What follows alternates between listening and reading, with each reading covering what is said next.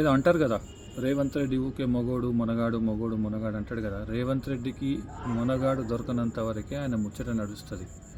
కేటీఆర్ లాంటి మొనగాడు కనుక రేవంత్ రెడ్డికి అడ్డం పడితే ఏమవుతుందో ఈరోజు అర్థమైంది.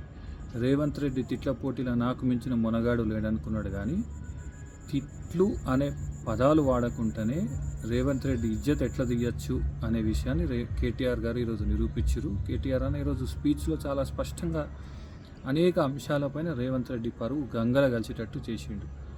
ఒకవేళ భాష రాకపోతే నాకేం నాది ఎట్లా తప్పు అవుతుంది, రేవంత్ రెడ్డి చాతగానితనం అవుతుంది, ఆయన నేర్చుకోవాలి చేతనైతే అనేటువంటి మాట చెప్పిండు.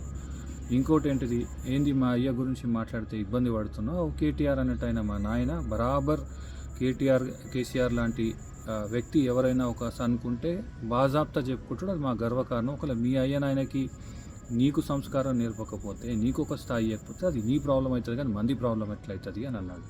ఇంకొక మాట ఏమన్నాడు, ఆంధ్రాలో చదువుకున్నాడు కేటీఆర్ అని బాధపడుతున్నావు. మరి నేను ఆంధ్రాలో చదువుకున్నా అంతేగాని నువ్వు ఇంట్లో అల్లునే తెచ్చిపెట్టుకున్నావు కదా, మరి తెలంగాణకి పౌరుషం లేదంటే మరి ఆంధ్రాకించి తెచ్చుకున్న నీ పౌరుషం ఎక్కడ పోయింది, నువ్వు చిట్టినాయుడు నుంచి ఏమంటారు భీమవరం బుల్లోడు అవుతున్నావు అనేటువంటి ఇంకొక మాట కూడా గట్టిగా ఇచ్చేసిండు. ఫైనల్ కన్క్లూజన్ మాత్రం అదిరిపోయింది. ఈయన కుక్కలెక్క అరుస్తున్నాడు, ఆగమాగం చేస్తున్నాడు, ఎవరిని పడితే వాని మీద కరిచేటట్టున్నాడు ఈయన. కాబట్టి ఈయనను జర ఇంట్లో గొలుసు పెట్టి కట్టేసే అనేటువంటి మాట కూడా రేవంత్ రెడ్డి సతీమణి గీతమ్మకు చెప్పినాడు. మరి చూడాలి రేవంత్ రెడ్డి ఈ స్పీచ్ ఇన్నాక, రేవంత్ రెడ్డి అనుచరులు ఈ స్పీచ్ ఇన్నాక ఈ తిట్ల పురాణం నోటి తీట తగ్గించుకొని కొంచెం సెన్సిబుల్ రాజకీయాలు చేస్తారా లేదా అనేది చూడాలి మరి.